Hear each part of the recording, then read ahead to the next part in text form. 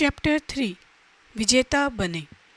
लक्ष्य निर्धारण और तदनुकूल प्रयास ही सफलता की सर्वोच्च कुंजी है, लेकिन इसका इस्तेमाल सिर्फ वही व्यक्ति कर सकता है जिसके निगाह और कर्म में अहर्निश लक्ष्य बस गया हो।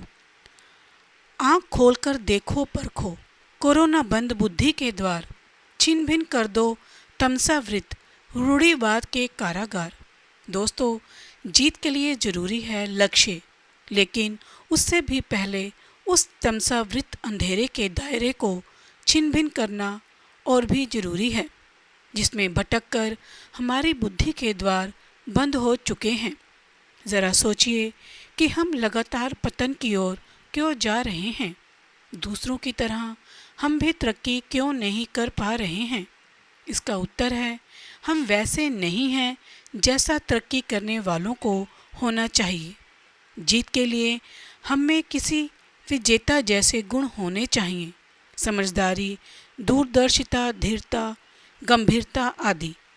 इस प्रकार के जितने भी मानवीय गुण हैं, वे सभी हम में हों, तभी हम बनते हैं जीत के योग्य पात्र। तो सबसे पहले आत्मनिरीक्षण कीजिए। क्या आपका स्वभाव शांत है? जीवन में अधिकतर लोग शांति चाहते हैं, मगर कोई भी शांत नहीं है। भीतर से अशांत हैं, क्रोध से भरे हैं, अविवेकी हो रहे हैं, अविवेक में गलत निर्णय करते हैं और असफल होते हैं। जब तक शांत भाव से, शांत तन मन मस्तिष्क से विचार कर निर्णय नहीं लेंगे, तब तक सफल नहीं हो पाएंगे। आप स्वयं अपना निरीक्षण करें कि आप कितने शांत हैं। शांति का जीवन में बड़ा महत्व है। जब तक आप भीतर बाहर दोनों ओर से शांत, अर्थात गंभीर, एकाग्र नहीं होंगे, तब तक आप सफलता की दिशा में एक कदम भी नहीं बढ़ सकते। भीतर बाहर से स्वयं को इतना एकाग्र, इतना शांत कर लें कि बड़ी से बड़ी कोई बाधा भी आपके संकल्प को डिगा ना सके। मनुष्य का यही गुण महान कार्य सिद्धियों की नींव है। लक्ष्य पाने में, असंभव को संभव करने की चेष्टा में कितनी भी बाधाएं क्यों ना आए, विजेता कभी विचलित नहीं होते। वे कभी अपने आत्मविश्वास को कमज़ोर नहीं होने देते। आत्मविश्वास के द्वारा ही वे असंभव को संभव कर दिखाते हैं। मैंने देखा है कि बहुत से पढ़े लिखे लोग अक्सर भीतर से अशांत होते हैं। इसका कारण उनका यह खोखला विचार होता है कि वे स्वयं को अति विशेष समझने लगते हैं। अधिक पढ़ लिख जाने के कारण उनका होना तो यह चाहिए कि उनमें सूझबूझ बढ़े, वे परिपक्वता से किसी निर्णय पर पहुँचें, लेकिन होता यह है कि वे परस्पर विरोधी सिद्धांतों को तोलते रहते हैं। इससे उनकी निर्णय शक्ति बिल्कुल कमज़ोर हो जाती है। ऐसे में वे असफल हो जाते हैं। गहरे आत्मविश्वास से युक्त अज्ञानी व्यक्ति में सूक्ष्म भावनाएं भले ही ना हो, पर वह अपने से अधिक सुसंस्कृत मन वाले व्यक्तियों के सूक्ष्म कष्टों से भी बचा रहता है। जो मनुष्य सृजनात्मक गुणों से युक्त तथा ऊंचे चरित्र के होते हैं, वे जब किसी काम को हाथ में लेते हैं तो उन्हें उसे पूरा करने की योग्यता में विश्वास होता है। यही विश्वास उन्हें विजेता बना देता है। जब कोई व्यक्ति प्रभुत्व की भावना को महसूस करता है और महसूस करता है कि यह मेरा अधिकृत क्षेत्र है, तो उसकी बातचीत से आत्मविश्वास टपकता है। उसके व्यक्तित्व से आस्था और दृढ़ निश्चय की किरणें प्रस्फुटित होती हैं। वह दूसरे लोगों के मन में उठने वाले संदेहों पर विजय प्राप्त कर लेता है, क्योंकि उन लोगों पर उसके आत्मविश्वास का प्रभाव पड़ता है।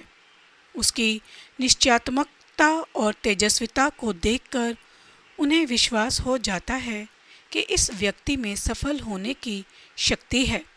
लोग उस व्यक्ति पर विश्वास करते हैं जिसका कोई कार्यक्रम होता है, जो जानता है कि काम कैसे करना है।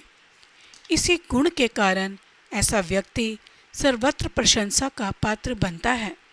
आप ऐसे व्यक्ति क्यों नहीं बन सकते, इस पर आप स्वयं विचार करें। आप आत्मनिरीक्षण करेंगे तो पाएंगे कि आप में कुछ कमियां हैं। इन कमियों को आपने स्वयं पाल रखा है, इसी कारण आप पीछे हैं। अपनी मनोदशा को सर्वथा बदल डालिए और मन में हीनता, पराजय, दरिद्रता एवं सुस्ती की भावना को दूर भगा दीजिए।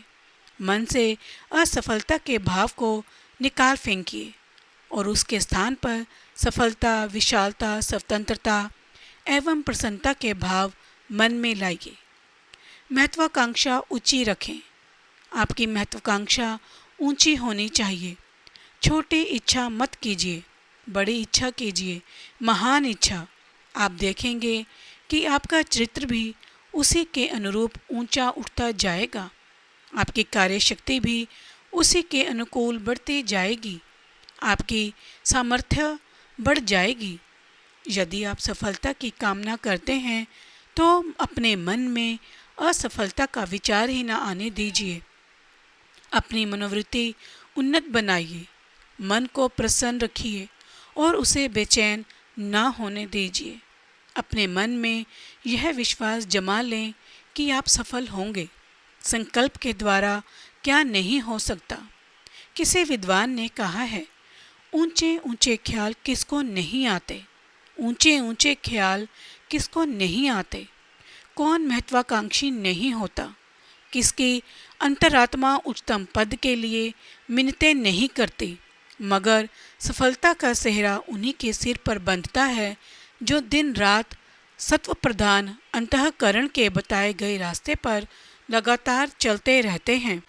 ऊंची महत्वाकांक्षा रखना बुरा नहीं है, लेकिन मन में महत्वाकांक्षाएं पालकर उन्हें पूर्ण करने के लिए सूझबूझ से परिश्रम न करना बुरा है। कुछ लोग महत्वाकांक्षाएं तो बड़ी बड़ी पाल लेते हैं, लेकिन उसके अनुरूप परिश्रम नहीं करते। परिश्रम का जिक्र आने पर वे स्वयं को असमर्थ समझते हैं। यही उनका अज्ञान है। दरअसल ऐसे लोगों ने कभी अपने आप को टटोला ही नहीं। मनुष्य में बड़ी शक्ति है। जब हम स्वयं को पहचान लेंगे तो हमारे लिए कुछ भी असंभव नहीं रह जाएगा। शक्तियुक्त होने की भावना यदि मन में हो तो आप अपनी प्रत्येक समस्याओं का चुटकियों में समाधान कर लेंगे। इस प्रकार की भावनाओं से घिरे रहना परिस्थितियों के साथ सामंजस्यता की स्थापना कर देता है। कोई भी परिस्थिति प्रतिकूल नहीं रहती। आचार्य रजनीश ने कहा है, जीवन उतना ही ऊंचा हो जाता है जितना कि गहरा हो। जो ऊंचे तो होना चाहते हैं लेकिन गहरे नहीं, उनकी असफलता सुनिश्चित है। गहराई के आधार पर ही ऊंचाई के शिखर संभलते हैं। दूसरा और कोई रास्ता नहीं है। माया से बचें। जो लोग भगवान का विस्मरण करते हुए विहीन कर्म करना छोड़ देते हैं, उन्हें माया अपने में लिपटाए रहती है, भगवान की ओर बढ़ने नहीं देती और रूप, रस, गंध, स्पर्श, शब्द आदि विषयों के क्षणिक सुख के बुलावे में डालकर फंसा लेती है। प्रकृति जब देखती है कि कोई मानव पकड़ में नहीं आना चाहता, तो माया के 3 गुणों को जादुई छड़ी की तरह प्रयोग कर उसे मोहित कर लेती है और हम वंचित मानव उसे ही भुला बैठते हैं जो हमारा अपना है। इसलिए संतों ने हमें चेताया है कि माया बड़ी ठगनी है, इसके चक्कर में मत पड़ना। माया से मोहित हो जाने पर मनुष्य विवश हो जाता है। वह उन्हीं कर्मों को करता है जिन्हें माया करवाती है। तब मनुष्य दुष्कर्म पर दुष्कर्म करता जाता है।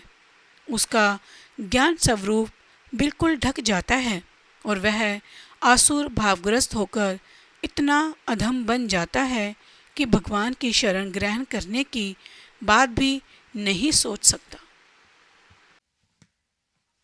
चैप्टर 4 समय एक अमूल्य निधि। वह किसी महान कार्य के लिए पैदा नहीं हुआ जो वक्त की कीमत नहीं जानता। यदि हम सफलता चाहते हैं तो हमें कुछ नियम भी बनाने होंगे। हमें देखना होगा कि हम अपनी अमूल्य निधि को नष्ट ना होने दें। मनुष्य की सबसे अमूल्य निधि है समय। हम में आत्मविश्वास तो पूरा है, साहस भी है, लेकिन यदि हम समय की कद्र करना नहीं जानते तो ऐसा आत्मविश्वास और साहस व्यर्थ है। हमें समय का सदुपयोग करना होगा, तभी हम उच्चता के शिखर पर पहुंच सकेंगे। तभी हम ऐसे कार्य कर पाएंगे जो दूसरों की दृष्टि में असंभव हो। करलाइन ने कहा है, हमारे भाग्य के ताने बाने को सदा कौन देख सकता है। क्षण भर के लिए उपयोगी व लाभदायक अवसर आता है, हम उसे खो देते हैं और महीनों तथा वर्षों का नाश हो जाता है। मार्ग पर धीरे धीरे चलता हुआ मनुष्य भी कभी न कभी अकल्पनीय मुकाम पर पहुंच जाता है।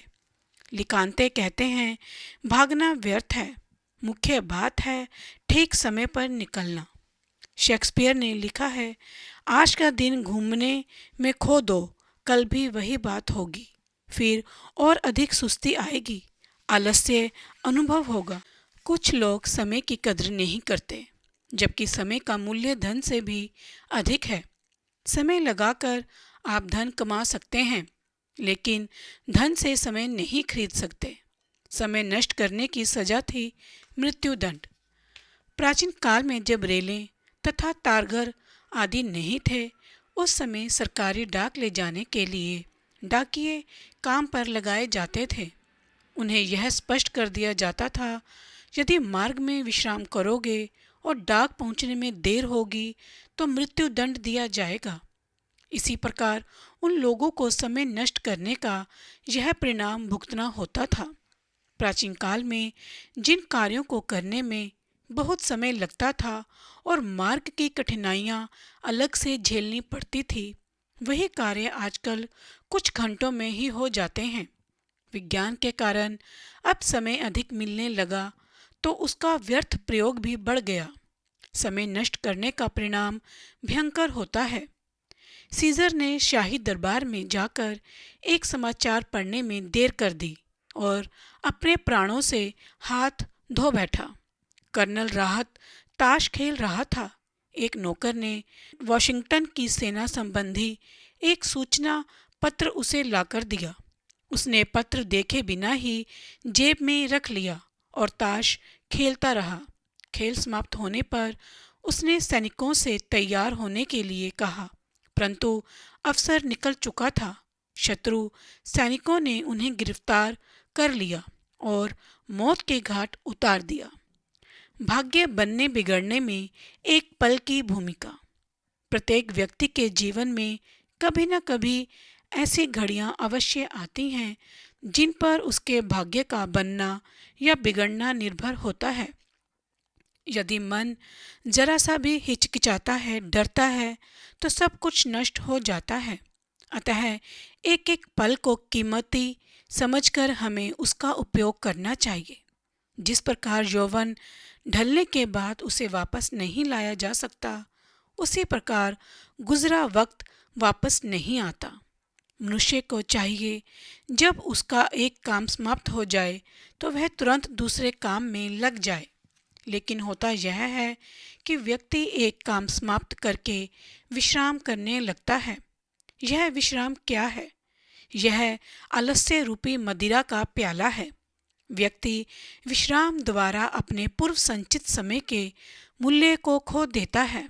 अतः मनुष्य को स्वाभाविक विश्राम के अतिरिक्त विश्राम करके समय नष्ट करने की आवश्यकता नहीं। विश्राम के लिए कुदरत ने रात्रि का समय निर्धारित किया है। रसिकन ने कहा है, युवावस्था का एक एक पल विशिष्ट प्रकार की रचना, सुधार और शिक्षण का समय है। इस काल का एक पल भी ऐसा नहीं जो मानव के भाग्य निर्माण के लिए उपयोगी ना हो। ऐसी एक भी घड़ी नहीं होती जिसके लिए निर्धारित कार्य को फिर किया जा सके।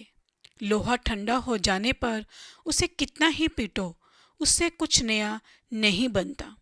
इसी प्रकार एक बार अवसर निकल जाने पर कुछ भी हाथ नहीं लगता। सिर्फ 5 मिनट और ऑस्ट्रिया की हार। नेपोलियन उचित और अनुकूल समय पर बहुत ही ध्यान देता था। वह अफसरों को हाथ से न जाने देता था। अपने इसी गुण के कारण उसने शत्रु सेनाओं पर विजय प्राप्त की। ऑस्ट्रिया की विजय के बाद उसने कहा था कि सिर्फ 5 मिनट का मूल्य न समझने के कारण ही ऑस्ट्रिया वाले पराजित हो गए थे। इसी प्रकार उसके अपने पतन और पराजय का कारण भी कुछ पलों की देरी ही थी। उसका एक सेनापति समय पर नहीं आया, जिसके कारण नेपोलियन को रुकना पड़ा। बस यही बात थी कि जिसके कारण उसे बंदी बना लिया गया और उसे सेंट हेलेना में जीवन के अंतिम क्षणों को तक घुट घुट कर अपने दिन काटने पड़े। कल पर टला काम। महान दार्शनिक ओशो ने कहा था, कल पर टला हुआ काम सदा के लिए टल जाता है और उसके दुर्भाग्य का तो अंत ही नहीं जो जीवन को कल के लिए टाल देता है। कल पर टला हुआ काम कभी पूरा नहीं होता। जिस काम को हम अभी करेंगे वही पूरा होगा। जो आज के काम को कल पर टालने में शक्ति व्यर्थ करते हैं, उसी शक्ति के द्वारा आज का कार्य आज ही किया जा सकता है। इसके अतिरिक्त जो काम अगले दिन के लिए टाल दिया जाता है, उसे अगले दिन करने में कठिनाइयाँ आती हैं। मन पर उस काम का बोझ बना रहता है और मन घबराता रहता है। परिणाम यह होता है कि कार्य हमें भार प्रतीत होने लगता है। दूसरे, इस बात की भी कोई गारंटी नहीं होती कि उस काम को करने जैसी परिस्थितियां दूसरे दिन भी उत्पन्न होंगी या नहीं। जो बात आज की जा सकती है, उसमें हमें सुख और आनंद अनुभव होगा, परंतु कल वही बात दुख पहुंचाने वाली और जीवन का कांटा अनुभव होने लगेगी। उदाहरण के लिए, पत्रों का उत्तर जितनी अच्छी तरह पढ़ने के तुरंत बाद दिया जा सकता है, उतना अच्छा और उतने तर्कपूर्ण तरीके से कल नहीं दिया जा सकता। इस प्रकार कल पर टालने की प्रवृत्ति आलस्य के कारण उत्पन्न होती है, किंतु यदि शरीर में चुस्ती फुर्ती हो तो आलस्य पास नहीं फटकता और काम में भारी प्रतीत नहीं होता। टाल देने का अभिप्राय कार्य को छोड़ देना होता है। प्रसिद्ध कहावत है, आषाढ़ का चुका किसान और डाल का चुका बंदर कहीं का नहीं रहता। काम करना भी तो एक प्रकार का बीज बोना ही है। यदि उसे ठीक समय पर नहीं बोया जाएगा तो बसंत ऋतु उसे फलने फूलने की शक्ति नहीं दे सकती। मेरिए एथवर्थ का कहना है, वर्तमान के समान कोई पल उपयोगी नहीं। यदि कोई अपने तुरंत के निश्चयों को पूरा नहीं करता तो बाद में उनके पूरा होने की कोई आशा नहीं रहती। वे निश्चय ही छिन्न भिन्न हो जाएंगे। संसार का कोलाहल उन्हें अपने में विलीन कर लेगा अथवा जलाशय के दलदल में फंस जाएंगे। कॉर्बेट ने लिखा है, मेरी सफलता का कारण मेरी योग्यता की अपेक्षा सदा काम में लगा रहना है। मैं सदा रहा हूँ। इसी एक गुण के कारण मुझे सेना में उच्च पद मिला। यदि मुझे कहीं 10 बजे जाना होता था तो मैं 9 बजे ही तैयार हो जाता था। किसी आदमी को भी मेरे कारण रुकना नहीं पड़ा या प्रतीक्षा नहीं करनी पड़ी। सर वाल्टर रैले से एक व्यक्ति ने पूछा, आप इतना अधिक काम इतने कम समय में कैसे कर लेते हैं? उन्होंने कहा, मुझे जो कुछ करना होता है वह मैं उसी समय पर डालता हूँ। जो व्यक्ति तत्काल काम करता है, उससे काम में कुछ भूल भी हो जाती है तो भी वह अच्छा निर्णय करने वाले भविष्यवेता या बाद में काम करने वाले की अपेक्षा लाभ में ही रहेगा और उसे अवश्य विजय प्राप्त होगी। जो पीछे रह गए, जिन लोगों ने आज का काम कल पर छोड़ा, वे संसार में पीछे रह गए। केवल 5 मिनट पीछे रहने के कारण ही वे प्रतियोगिता में पराजित हो गए। उनके प्रतिद्वंदियों ने उन पदों पर अधिकार जमा लिया जिन्हें 5 मिनट पहले करने से कोई भी प्रतियोगिता जीती जा सकती थी। फिर जीवन की दौड़ तो बहुत ही कठिन प्रतियोगिता है। एक विद्यार्थी निश्चय करता है कि मैं आज से कम रात के 10 बजे तक पढ़ूंगा। देखने में यह बात बहुत साधारण सी है। संध्या हो जाती है, चारों ओर अंधकार सा फैल जाता है, लाइटें जल जाती हैं। विद्यार्थी भोजन करता है। धीरे धीरे आलस्य उस पर आक्रमण करता है। उसके निश्चय की दीवार हिलने डगमगाने लगती है। उसके पक्ष में नए तर्क उसके सम्मुख आने लगते हैं।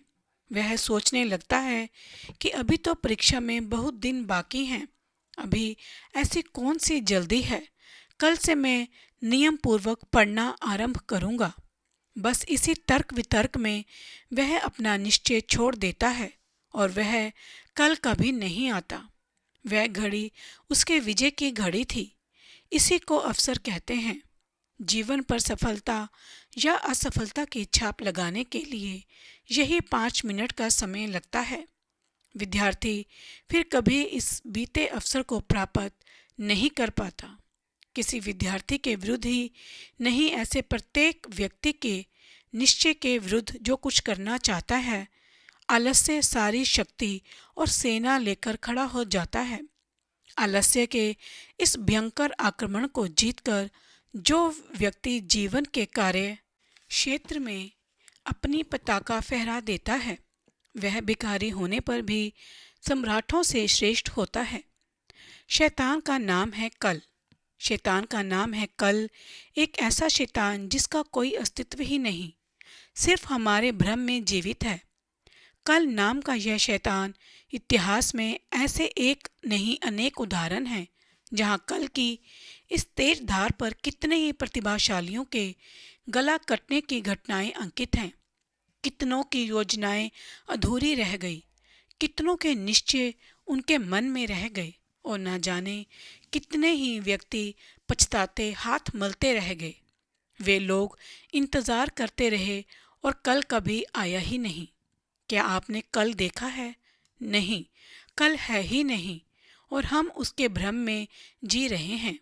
मजे की बात तो यह है कि हम इस तथ्य को जानते हैं मगर फिर भी भ्रमित हैं कि कल आएगा। कल असमर्थता और आलस्य का स्वरूप है। आलस्य का मनुष्य के शरीर पर कब आक्रमण होता है, इसका ज्ञान होना कठिन है, क्योंकि आदत पड़ जाने और उसके लगाव हो जाने के कारण उसके आने का समय होते ही ऐसा वातावरण तैयार होता है जिससे मनुष्य को ज्ञान शून्यता अनुभव होने लगती है। कुछ व्यक्ति दोपहर के भोजन के बाद उसका शिकार होते हैं। कुछ के सिर पर वह रात के भोजन के बाद सवार होने लगता है। आलस्य एक रोग है और इसी के कारण फिर करूँगा, कल करूँगा आदि कहकर हम भविष्य में आने वाली बाधाओं के शिकार हो जाते हैं। आलस्य रूपी रोग से ग्रस्त व्यक्तियों के लिए केवल एक ही औषधि है और वह है तत्काल करना। प्रातःकाल का स्वर्णकाल। प्रातःकाल को स्वर्णकाल कहा गया है। देखा गया है कि हम बहुत से लोग सूर्योदय के काफी बाद तक सोते रहते हैं।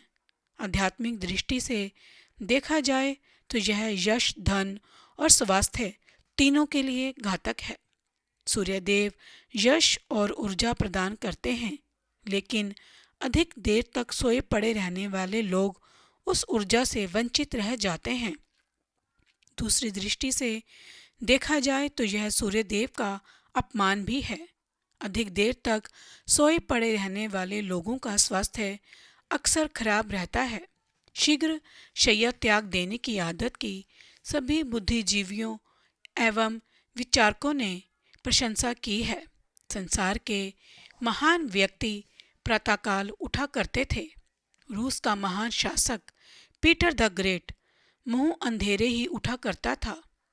उनका कहना था, जितना अधिक हो सके मैं अपने जीवन को लंबा करना चाहता हूँ, इसलिए कम सोता हूँ। प्रातःकाल के घंटों में ही कोलंबस ने अपनी अमेरिका यात्रा की योजना तैयार की थी। नेपोलियन ने भी अपनी विश्वविख्यात विजय यात्राओं की तैयारियां प्रातःकाल ही की थी। अल्फ्रेड द ग्रेट भी ब्रह्म मुहूर्त में ही उठा करते थे। कोपरनिकस यदि कोपरनिकस आदि ज्योतिष विज्ञान के अधिकांश महान विद्वान सवेरा होने के पूर्व ही बिस्तर त्याग देते थे। अमेरिका के महान विद्वान वेबस्टर सवेरा होने से पूर्व लगभग 30 पत्रों का उत्तर लिख डालते थे। इंग्लैंड के महान उपन्यासकार सर वॉल्टर स्कॉट बहुत नियमानुसार कार्य करने वाले व्यक्ति थे। उनके विशाल कार्यों की एकमात्र कुंजी यही थी कि वे 5 बजे उठ जाया करते थे और नाश्ता करने से पूर्व ही दिन का अधिकांश कार्य समाप्त कर लेते थे। उन्होंने एक युवक को परामर्श देते हुए कहा था, समय पर ठीक प्रकार से काम करने की आदत पर ध्यान दो। जो कुछ करना हो शीघ्र ही कर डालो और काम को समाप्त करने के बाद ही विश्राम करो। काम से पहले विश्राम करने का यत्न मत करो। हैमिल्टन ने एक स्थान पर लिखा है, एक प्रकार का विचित्र दुर्भाग्य हमारे मित्रों पर आ पड़ा है। प्रभु ने उन्हें मानव जीवन दिया, तभी उन्हें कुछ काम भी सौंपा और उसे पूरा करने के लिए उपयुक्त समय भी दिया। उसने यह सब इस हिसाब से किया कि यदि वे इस कार्य को उचित समय पर आरंभ करते और अपनी संपूर्ण शक्ति उसमें लगा देते तो उनका कार्य और समय दोनों एक साथ ही समाप्त हो सकते थे। परंतु कुछ काल पूर्व एक कठिनाई आ गई। उन मित्रों ने दिए हुए समय का कुछ भाग नष्ट कर दिया। उन्हें स्वयं ज्ञात नहीं कि उस नष्ट हुए समय का क्या हुआ, पर इसमें संदेह नहीं कि वह कहीं खो गया या रह गया। समय और कार्य 2 समानांतर रेखाओं के समान हैं, परंतु उस घटना के कारण एक रेखा कुछ छोटी रह गई थी। ऐसी स्थिति में काम समय की रेखा से 10 मिनट आगे रहने लगा। अब दोनों बातें समानांतर नहीं रही। उनके पत्र उस समय लेटर बॉक्स में पड़ते जब डाक निकल चुकी होती। वे बंदरगाह पर पहुंचते तो पता चलता कि जहाज अभी अभी रवाना हुआ है। वे रेलवे स्टेशन पर पहुंचते तो उन्हें दिखाई देता कि रेलवे स्टेशन का फाटक बंद हो रहा है। वे ना किसी प्रतिज्ञा को तोड़ते और ना नियम भंग करते और कर्तव्य से भी मुंह नहीं मोड़ते, परंतु वे नियमित रूप से पहुंचते और उन्हें सदा उस भयंकर प्राणलेवा घड़ी पर भर की देरी हो ही जाती है। इन वाक्यों में कितना गूढ़ अर्थ छिपा हुआ है। इन वाक्यों का एक एक शब्द मानव जीवन के लिए सफलता की कुंजी सिद्ध हो सकता है। किसी समय विशेष के लिए निर्धारित कार्य यदि समय पर कर लिया जाए तो अच्छी तरह हो जाता है। किसी दूसरे समय पर करने से 2 कार्यों का भार एक ही समय पर आ पड़ता है, इसलिए दोनों की अड़चनें या कठिनाइयां भी 2 गुना हो जाती हैं और उससे सारा काम ही बिगड़ जाता है। कामकाजी और व्यापारी व्यक्ति यदि नियमितता का ध्यान ना रखे तो बर्बाद हो जाते हैं। थोड़ी देर होने से दिवाला निकल जाता है। लाखों रुपए मिट्टी में मिल जाते हैं। प्रत्येक व्यक्ति को निश्चित समय पर काम करने की आदत अवश्य डालनी चाहिए। अतः सही समय पर बतलाने वाली घड़ी का होना भी आवश्यक है। जो घड़ी लगभग ठीक रहती है वह गलत राह पर भी ले जा सकती है। जो आदमी नियमित है वह सदैव अपने वचन का पालन करेगा और लोग उस पर सदा भरोसा करेंगे। सिर्फ एक पल की देरी और रेलगाड़ी के ड्राइवर की घड़ी यदि एक पल सुस्त हो जाए तो 2 गाड़ियों में टक्कर हो सकती है, जिसके अनेक अमूल्य जीवन नष्ट हो सकते हैं और धन जन की अपार हानि हो सकती है। एक एजेंट रुपया भेजने में थोड़ी सी देरी कर दे तो व्यापारी का दिवाला निकल सकता है। यदि एक दूत या पत्रवाहक पत्र पहुंचने में देरी कर दे तो एक निरपराध व्यक्ति को फांसी हो सकती है। कुछ मिनटों की देरी से बड़े बड़े भयंकर नतीजे सामने आ जाते हैं। कितने ही आशा लताएं मुरझा जाती हैं। कितने ही हंसते खेलते व्यक्ति रुदन को विवश हो जाते हैं। कितनों के जीवन का सुख चैन छिन जाता है। कितने के राष्ट्र पराधीन हो जाते हैं। अतः अपने समय के मूल्य को जानो। आपकी दृष्टि में संसार में जो भी कीमती वस्तु है, समय उससे भी अधिक कीमती है। अतः इसे लापरवाही से यूं ही ना गंवाएं। दूसरी कीमती चीजें यदि खो जाएं तो आप उन्हें दोबारा पा सकते हैं, किंतु समय एक ऐसी चीज है जो खोने के बाद करोड़ों रुपए खर्च करके भी इसे दोबारा नहीं पाया जा सकता। याद रखें, समय एक अमूल्य निधि है।